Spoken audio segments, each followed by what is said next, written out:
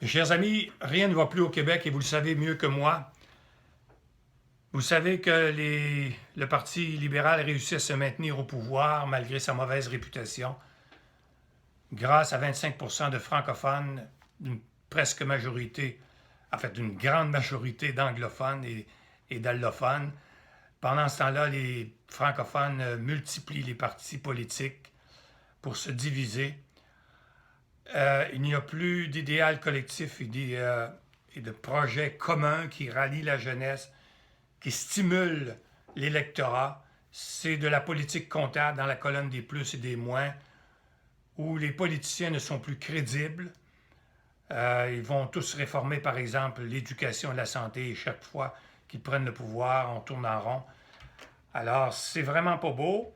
Et mon constat, c'est qu'on est pire qu'on était en 1965. Vous savez, je suis un vieux monsieur qui voit tristement les jeunes, et j'en parle souvent à mon épouse et à mes enfants, comment on recommence l'histoire, comment les gens ne savent pas tout ce qui s'est passé, et particulièrement au niveau de l'indépendance. C'est triste aussi parce que le Parti québécois qui porte devant l'histoire la responsabilité de ce grand projet de l'indépendance a refusé et refuse toujours de faire son examen de conscience, de se remettre en question, de voir où sont ses failles, pourquoi il échoue, et on pense que c'est en changeant de chef qu'on va réussir, alors qu'on sait très bien que la même recette, avec les mêmes ingrédients, même si on change de chef, donnera toujours le même résultat. Donc, c'est un parti qui, dans la perception des gens, est un parti perdant. Il perd depuis 1970. Il n'a pas réussi à réaliser son principal objectif.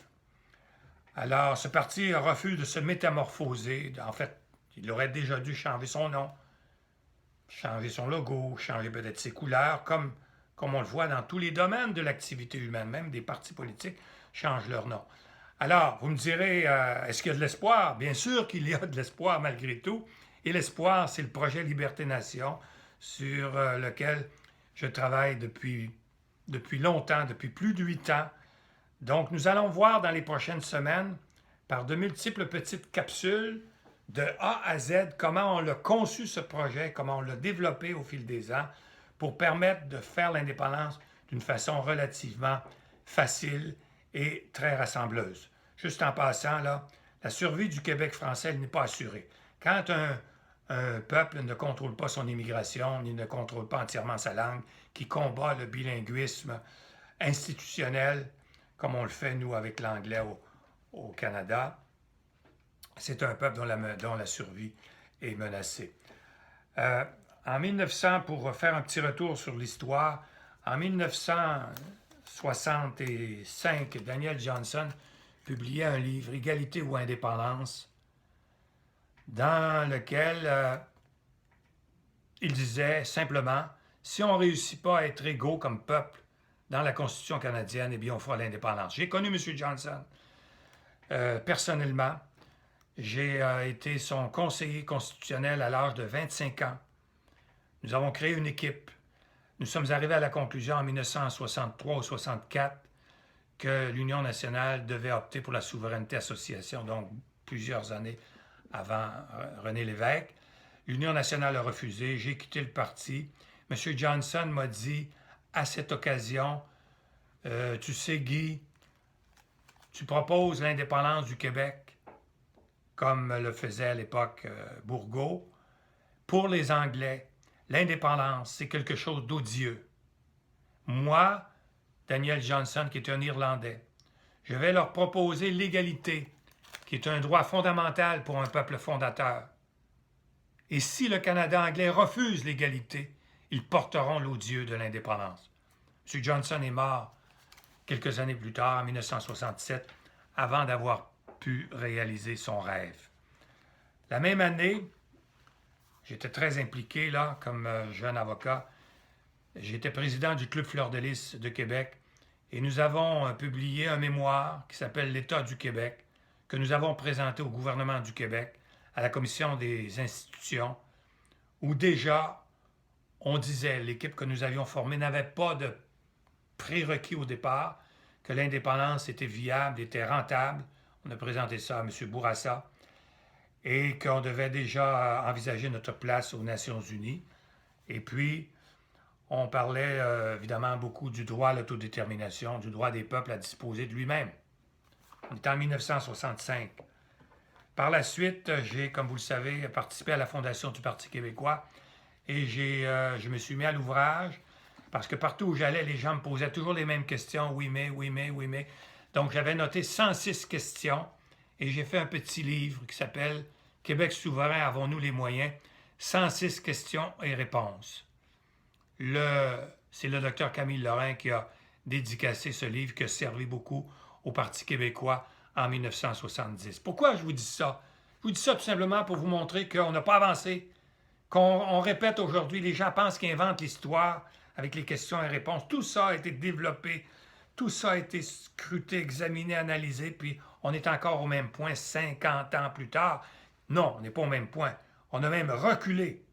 Parce que depuis ce temps-là est arrivée la loi constitutionnelle de 1982.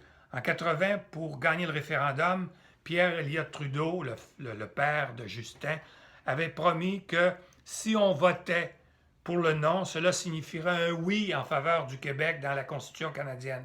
Et son oui, c'était de nous imposer une charte des droits et libertés sans l'accord de l'Assemblée nationale, et ça a été de nous donner une Constitution dans laquelle il nous a imposé le multiculturalisme. C'est dans la Constitution et une loi a suivi par la suite.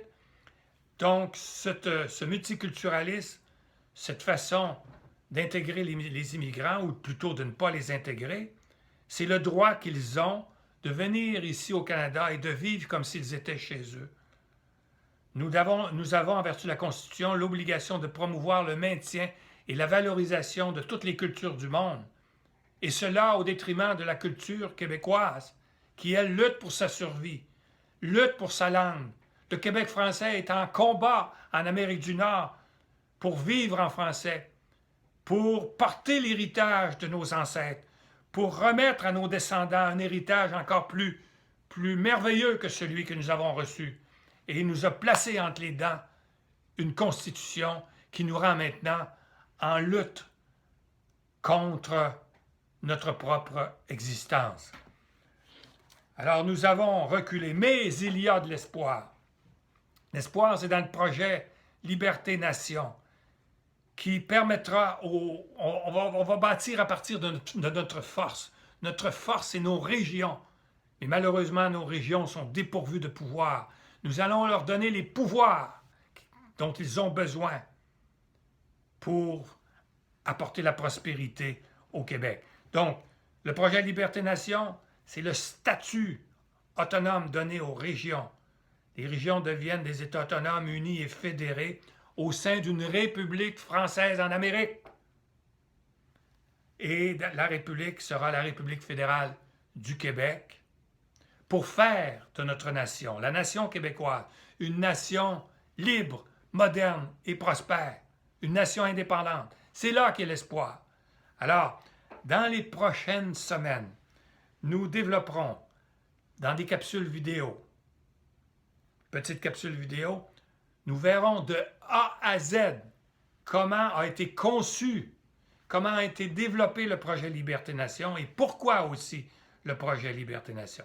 Donc, je vous demande d'être attentif et si vous avez d'autres questions à me poser, mais je pense que maintenant, je vais ouvrir les livres et nous allons reconstruire l'espoir que nous avions dans les années 65, 70, 75 et l'espoir qui n'existe plus aujourd'hui. Nous allons aller les chercher, les jeunes. Nous allons leur montrer pourquoi il y avait en 1950 60 pays membres des Nations Unies, ou à peu près, et aujourd'hui il y en a 193.